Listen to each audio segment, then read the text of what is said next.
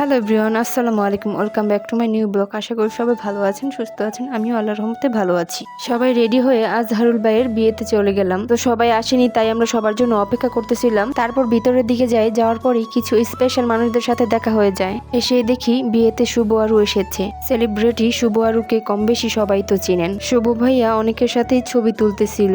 তারপর দেখি তারা খেতে বসে পড়েছে। তারা দুজন খুবই মিল, একজন আরেকজনকে বেড়ে খাওয়াচ্ছিল।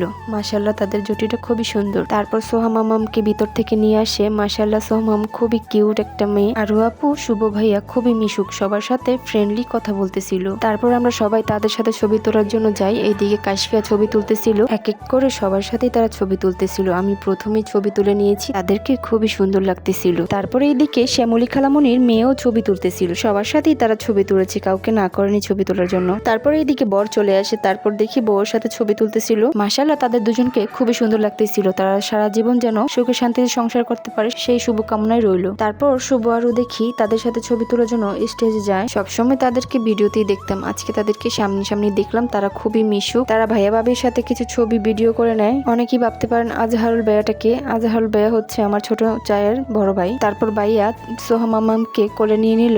সোহা খুবই কিউট, সবাইকে হাই দিতেছিল, সবার সাথে মিশে যাচ্ছিল। তারপর তারা অনেকক্ষণ সময় নিয়ে ছবি তুলে ভিডিও করে নেয়। খুবই সুন্দর লাগতেছিল তাদের পাঁচজনকে। মাশাআল্লাহ, খুবই সুন্দর লাগতেছে। এইদিকে আমাদের পরিবারের সবাই এখানে বসে আছে, কখন বাসায় যাবে সেই অপেক্ষা তারা বসে আছে। এদিকে সোহান মামা এসে বলতেছে আমি চলে যাই, এখন বাসায় যেয়ে ঘুমাবো।